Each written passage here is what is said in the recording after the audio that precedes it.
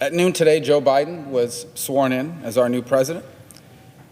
I never served with President Biden when he was a senator, but I can tell you that from direct and firsthand experience that he is a man of tremendous empathy. I've witnessed it. And so I pray that God will bless him with strength, with health, with wisdom, because I don't need to tell anyone that we in our nation are living in troubled times. You know, President Trump was elected and then in this last cycle received 75 million votes, in part because he spoke to and was brutally honest about some of the grievances and the fears that are now dividing our country. It's important to understand he didn't create them, and that's why his exit alone is not going to make America normal again. The troubles we face, the things that now divide us, really aren't so much about politics or about ideology. If you look into them, they're really more about the things that are at the core of our identity as a nation and as a people. People want a country where everybody has the opportunity to find a good job, to get married, to live in a safe neighborhood, to not go into debt because you have a baby, to send their kids to a good school, and one day to retire with dignity and security. But we have millions of Americans who increasingly feel that that kind of life and those kinds of things are out of reach for them. And they're really frustrated that neither those in government or either political party seems to be doing much about it. People need a sense of belonging and purpose. But the places that we used to get that from, our families, the community groups we joined, the synagogue, the churches, many of them are in collapse. And so now you have millions of people that feel isolated or alienated, and some who are turning to hyper-partisan politics and even online conspiracy cults to fill the void that those institutions once filled. The overwhelming majority of Americans reject racism and bigotry and discrimination, but they also reject identity politics, which constantly seems to want to divide us against and apart from each other on the basis of race and ethnicity and gender. We are a nation that is proud of our heritage as a nation of immigrants. But millions of Americans, I would say the majority, also believe we're a nation that has to have immigration laws. They need to be followed and they need to be enforced. Most Americans accept that our country, our society is changing. And they understand that there are people with different views and different ways of life. What they do resent is efforts to demonize and to persecute those who hold the traditional values that are inherited from our Judeo-Christian heritage.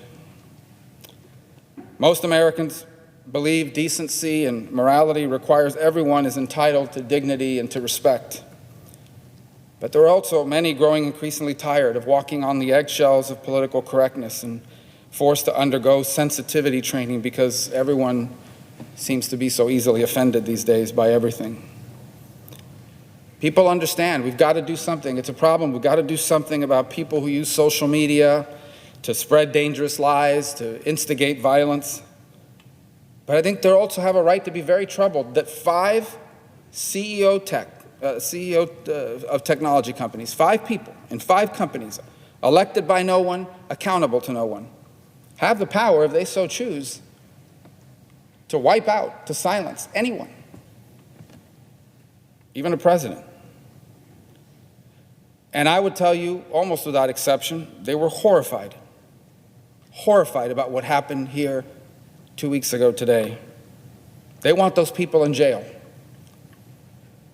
But they also wonder, where was that outrage when this summer in multiple cities, across a number of months, there were people setting fire to police cars and breaking into police stations and attacking courthouses and looting private property.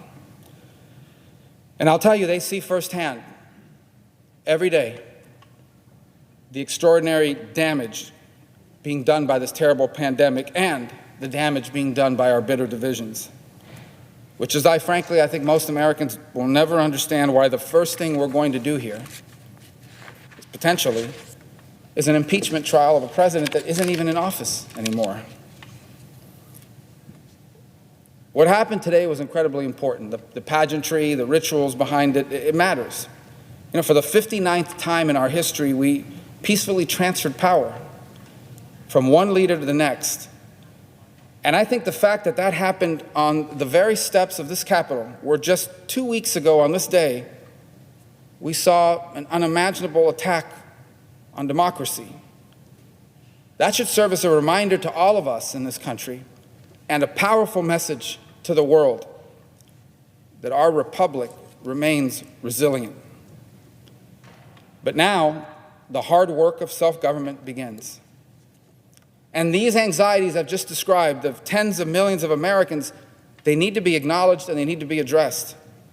If they are ignored, if they are allowed to fester, what it will do is it will leave us not just a nation that is paralyzed and can't take action on important issues. We're going to be left a nation that remains vulnerable to those who are willing to exploit and stir the most destructive impulses. Today, President Biden struck important tones of national unity, and I believe that they were sincere. But pursuing a radical agenda in a country so divided does not serve the cause of unity. It will only serve cynicism that destroys trust. By the same token, continuing to fan the flames of grievances, or, in the alternative, pursuing vengeance disguised as accountability will not serve the cause of unity either. That is nothing but the politics of resentment and retribution, which only leads to a fractured nation of people who literally come to hate each other.